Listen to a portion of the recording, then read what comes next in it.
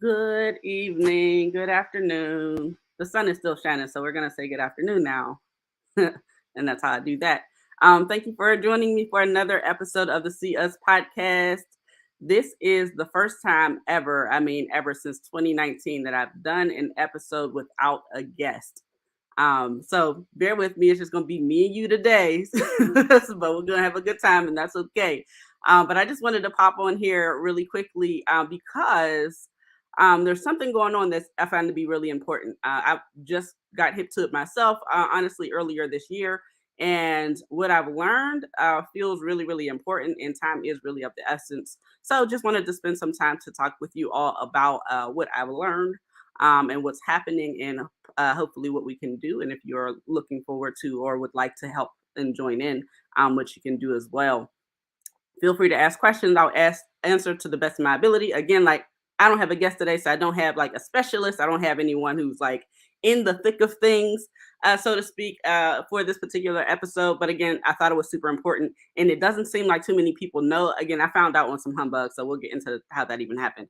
But today we're going to focus on the Allegheny County Law Library. Now, if you are like me, you didn't know that existed at all. So let me know if you knew that it was a thing, because I definitely did not. Definitely did not know that it was actually in the city county building on the ninth floor. Didn't even know there was a ninth floor of the city county building. There's that. Um, so the law library is going through some transition, which I'm going to get into. But let me tell you about how I found out that this is even a thing, because we friends, right? So we could be honest with each other. So earlier this year, I'm not going to get into too much of it, but I was seeking some support because I'm in the process of pursuing some legal stuff, and didn't know where to go. I didn't start downtown at all. I started off everywhere else, in which way I didn't know. Like I've never filed a lawsuit before, so I wasn't really sure what to do. So I'm like online looking here and filling out the wrong forms and about to submit the wrong forms, and all of a sudden I saw like a little like notice or something had piqued my interest, like, oh wait, you're going in the wrong direction. Called a bunch of numbers, got no real response. Finally got somebody on the phone, and they told me to go downtown, to the civil division, excuse me. Go down there, very much not knowing what I'm doing still. And those are the folks who sent me upstairs to the law library. So that's how I even found out it was a thing. It doesn't seem like too many people know that it's a thing. And, from everyone that I've spoken to, like in getting all the information and preparing for this, it doesn't seem like it's utilized quite well, or as well as it could be, So I go up to the law library, and again, like I've never been in this process before, so like I'm all emotional, I'm all snotting and crying and stuff. So I go into the into the law library.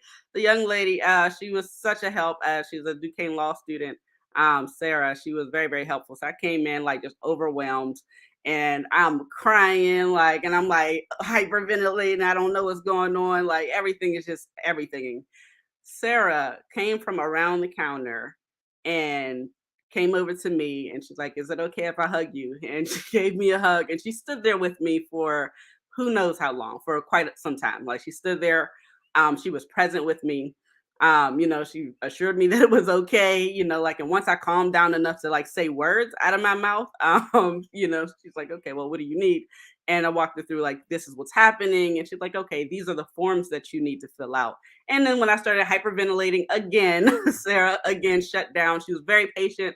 It wasn't like she was like, "All right, ma'am, like you doing the most, and you need to get it together." Nothing like that. It was like I felt very safe, very supported. I felt like, like I was in the right place, So just calm me down again. And again, walk me through, like, okay, this is how you fill out the form. Now, Sarah and or none of the folks who work at the law library, they can't give legal advice, of course. However, they can help fill out the forms, right? Like, and so like just that alone, like the forms, the process of like legal anything is super, super difficult, right? Like if you don't speak legalese, like, oh, you might as well be speaking another language. There's no way to know how to navigate those things. So she helped me work out, like, this is what you need. This is how you fill it out. She's like, I can't give you any legal advice, but I can let you know if you filled this out correctly. Gave me, contact information. If you have any questions, want me to look it over just to make sure it's right, you can do that. I was back and forth downtown several times just to make sure I had all my P's and my Q's in line. And every time I came back, Sarah knew exactly who I was, right? Like, so like of all the people coming in and out of there on a regular basis, I'm sure they see a lot of faces. She knew mine. And that, again, that made me feel safe, not special, but safe. And so got all the way to the end, and just went down for one last time just to make sure, because I like to make sure all my T's and I's are taken care of. Now, the last time I went down there, Sarah wasn't there, and didn't think anything of it. Like, everyone gets a day off, but the the librarian helped me out that day, and just like kind of chatting, and I let her know like how helpful Sarah was. I found out that Sarah was no longer at the law library, and again, like, oh, that's really sad, but like, people move on. She's a law student, like, doing the thing or whatever, so didn't think too much of it. But as I continued to dig, because that's what I do, I learned that Sarah had to move on because the law library is in this transitional stage that it has not been in for about 20 years or so, more than 20 years actually, I believe. So what so let me back up. Let me back up. Let's talk a little bit about the law library.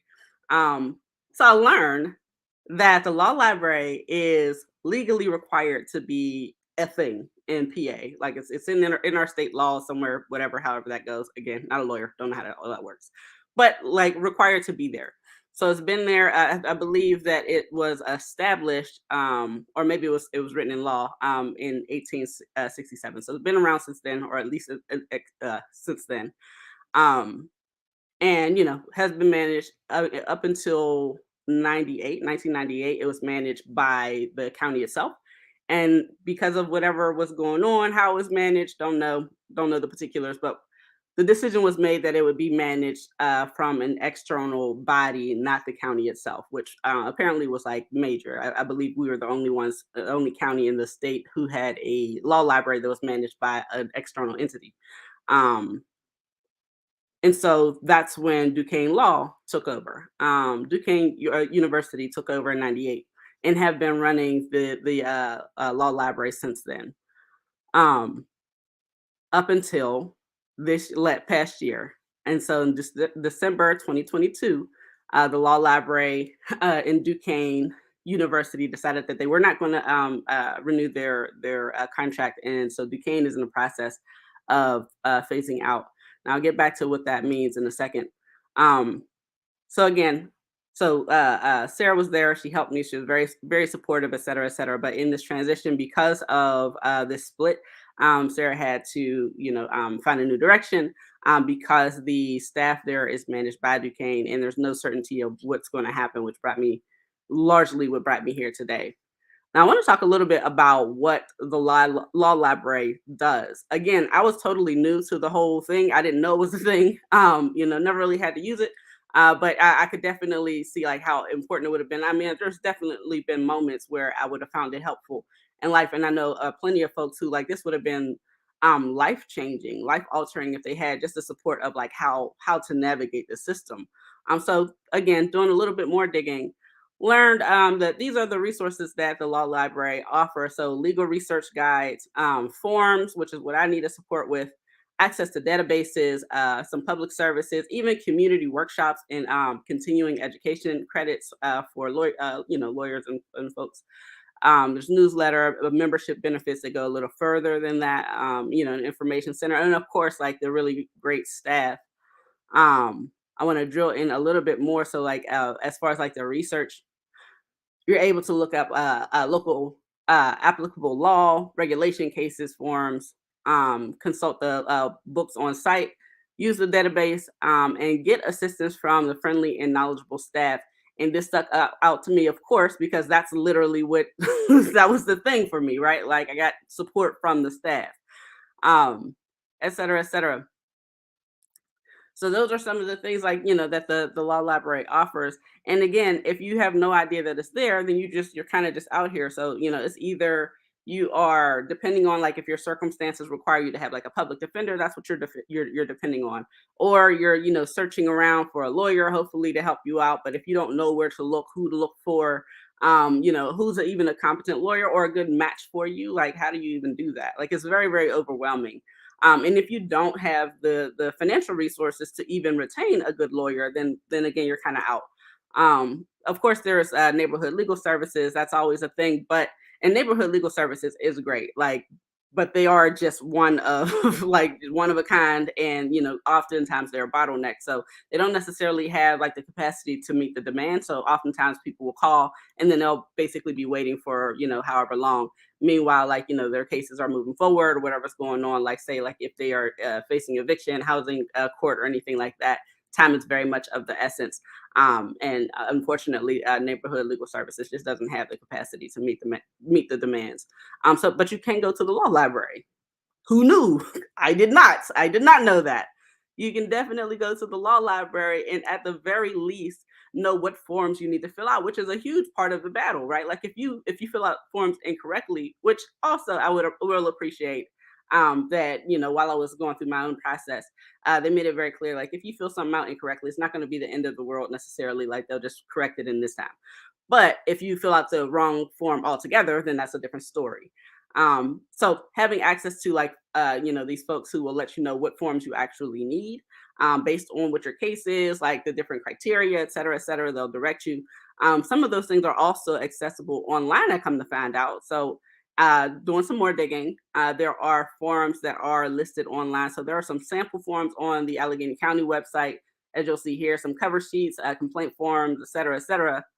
And even it'll dig in a little further, some additional pro se, which means like you're representing yourself, litigation forms. So that's housing court forms, family court, criminal court, et cetera, et cetera. Right. Again, it's super important to have the right forms so that you are, going about the process correctly. Because if you file the wrong form altogether, that's an entirely different thing. Like that, basically, if I'm understanding correctly, that'll just throw your case out. Which either you'll have to start it over, I would imagine, or maybe that even like shuts it down altogether. Again, not a lawyer, don't know, but I'd imagine that would be a bit of a calamity. Not to say that if you like, write something incorrectly on the thing or whatever else, like that can be fixed down the line. And I do appreciate knowing that because I was a person that did not know that. But that's the benefit of having the staff there. Um, so all that to say, that's a bit of the resource that the Allegheny County Law Library brings to our community. In talking with the librarian there, she's super enthusiastic, just like Sarah, right? Like Sarah's super great, dedicated to her work and the people. But that's just the vibe down there. Like the folks down there are just very much committed to what their work and the people that they service.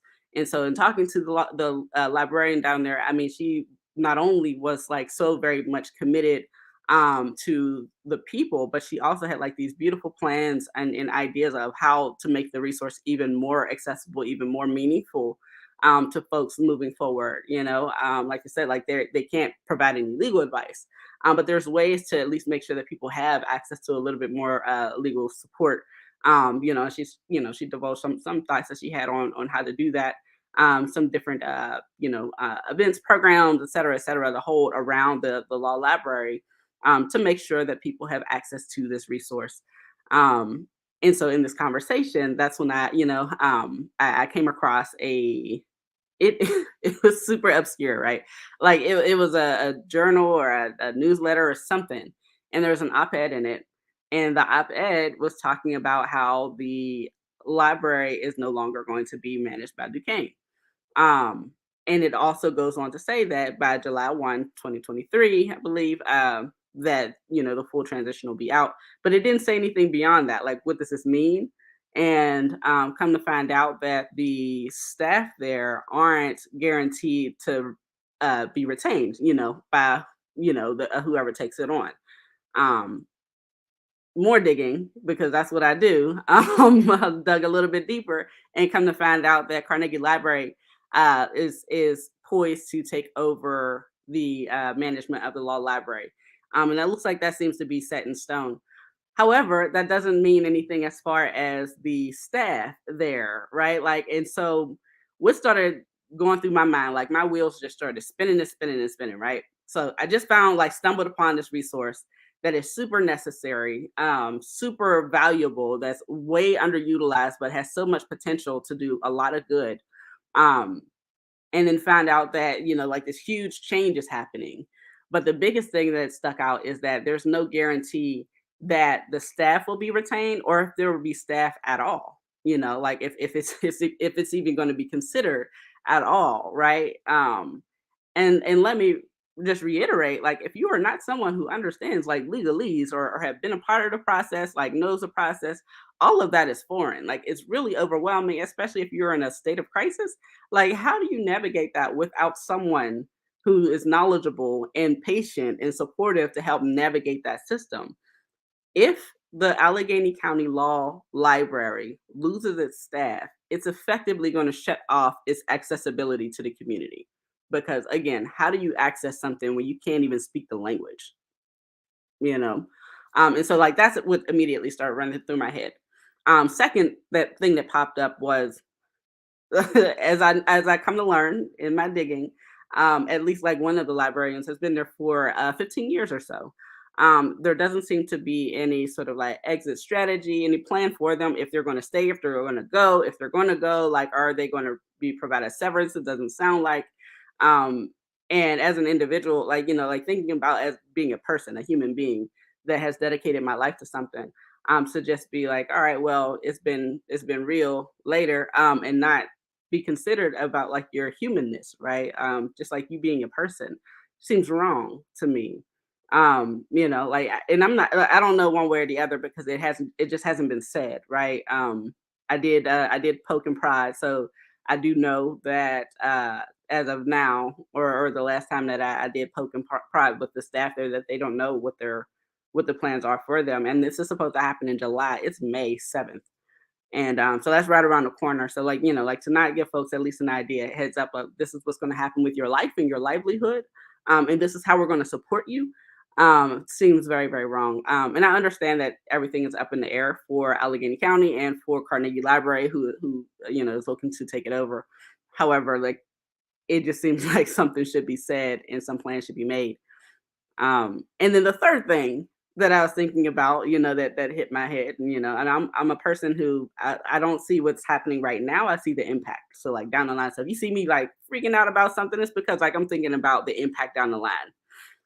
The impact down the line of what it looks like for the law library to have staff and what it looks like to not have staff. To have staff means that, you know, um, it's accessible to people. It has like all this potential to do like all of these great things, like the programs that the librarian has in her mind to implement, and some things with the community that we can implement ourselves, like just the knowledge, right? Because now I know, right? Like, and so therefore now we know just the knowledge alone that it exists, like is enough to make sure that people are accessing this resource, right? But there's so much potential to do so much great.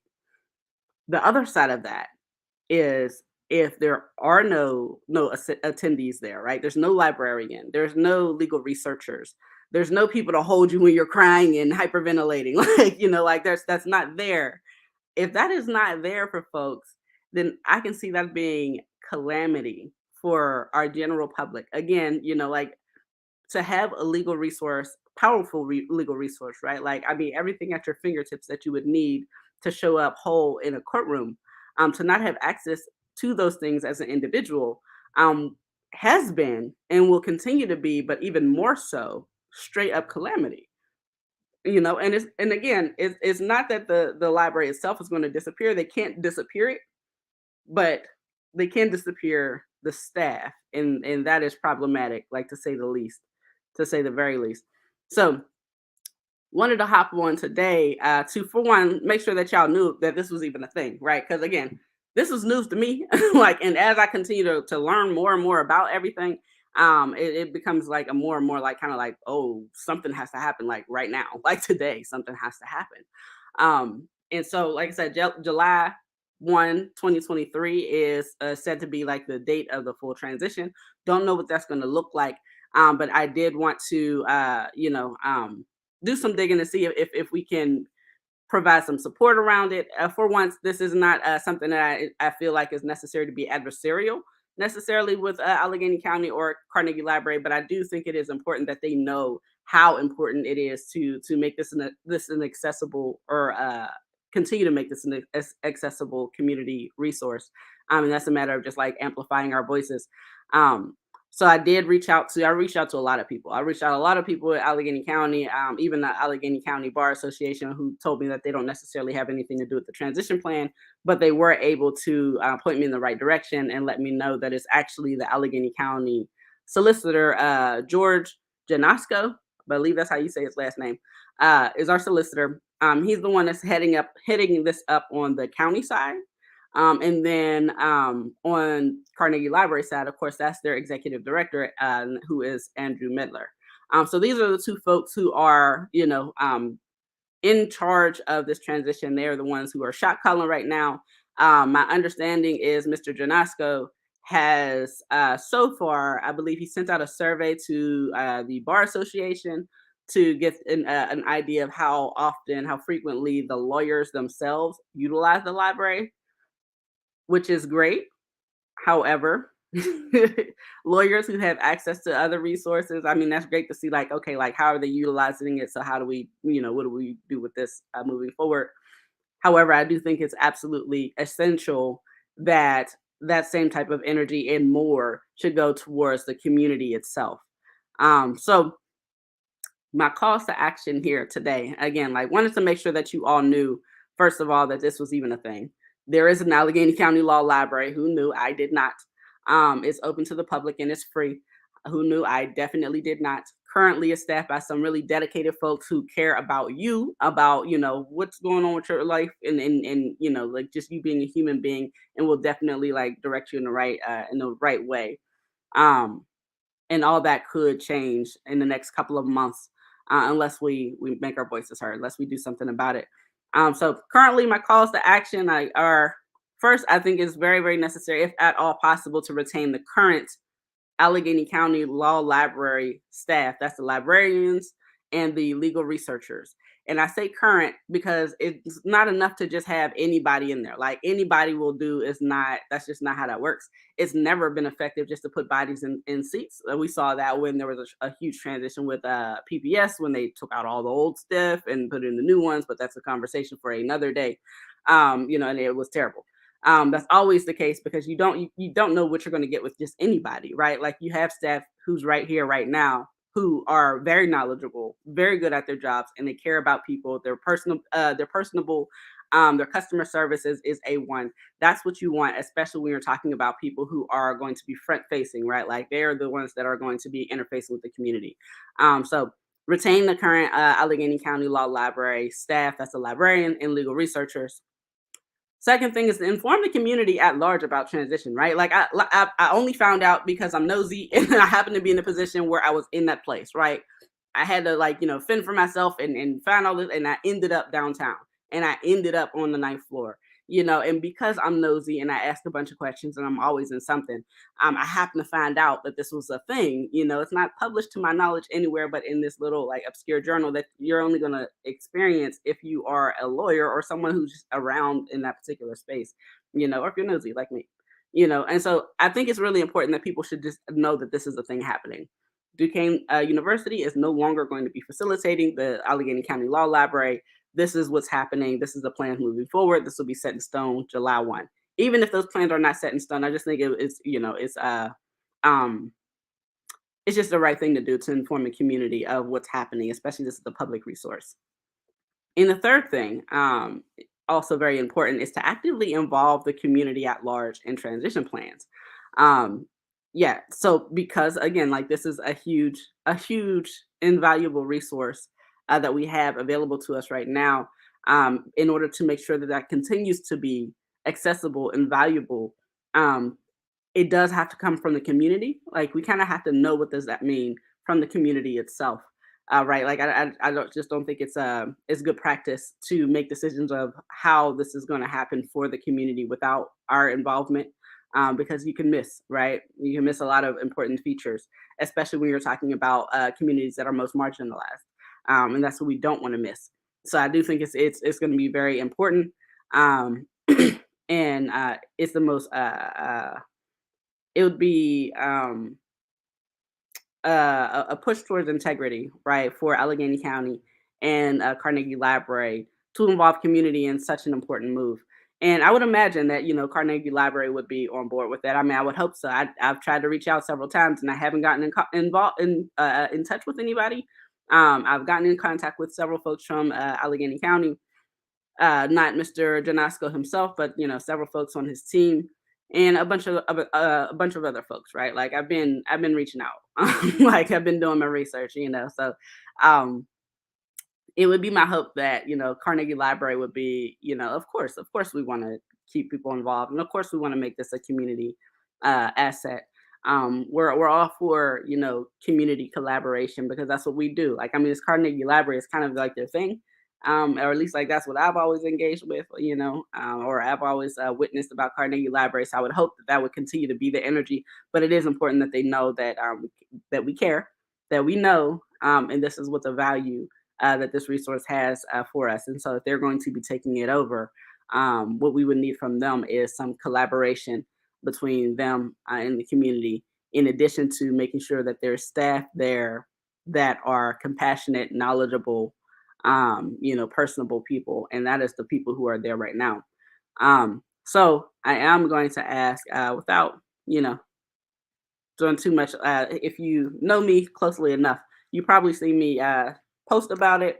I'm going to put the link here now. I do have a petition just to, inform Mr. Janasco and Mr. Medler of Carnegie Library that, this is a thing that we're wanting. And if you agree that it is important to keep the Allegheny County Law Library as a public resource, which would require there to be knowledgeable staff and committed, dedicated, safe staff, I do encourage you to sign this petition to let them know, amplify our voices. Please do share the petition, share this podcast, share your information, your knowledge about the thing. Again, all of this is new to me, so if it's new to me and if it's new to you, I'm sure it's quite new to a bunch of other folks as well.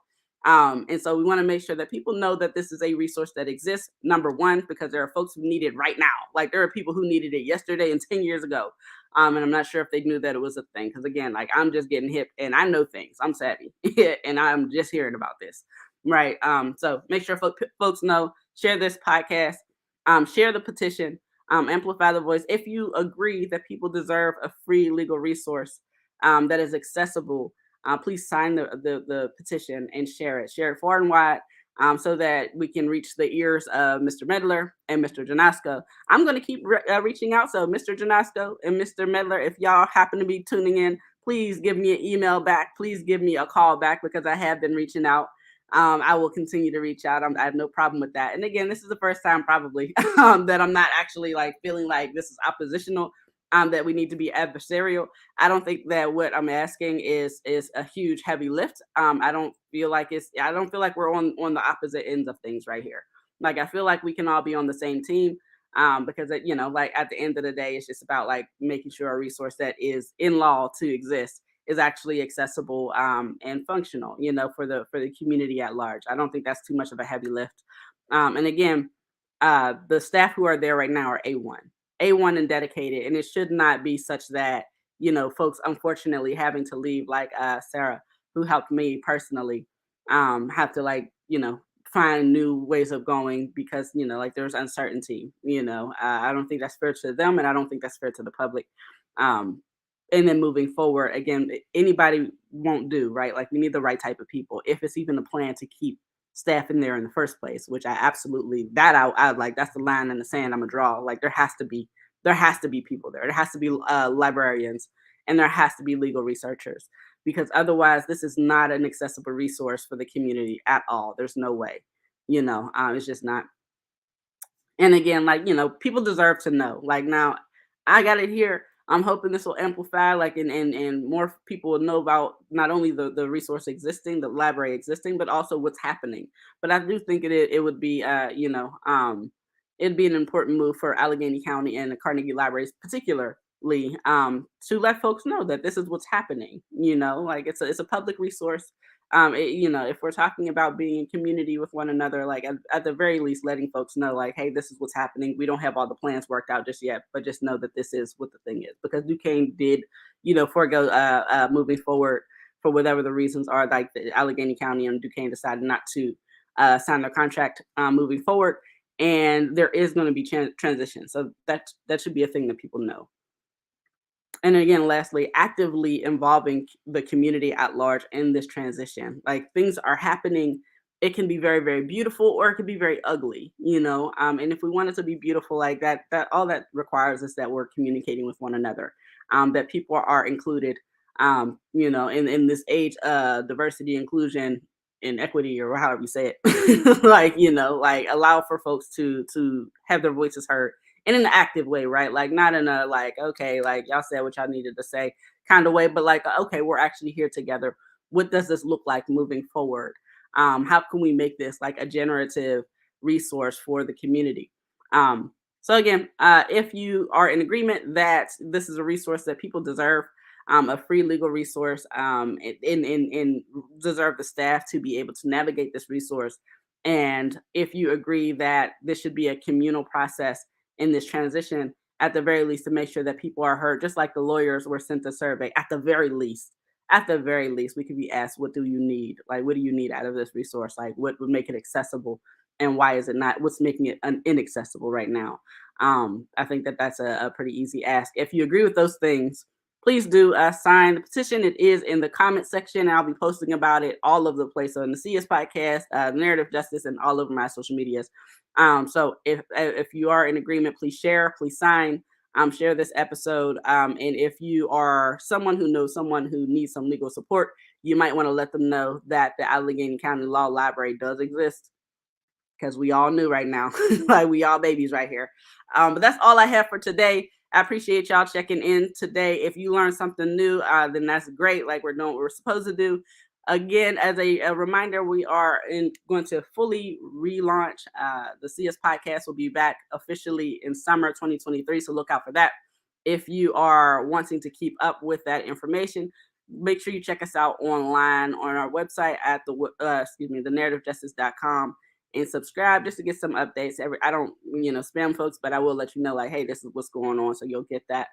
Otherwise, I will check y'all out the next time. We do have some interesting things coming up as it relates to housing, so I'll let you know about that. All right, peace.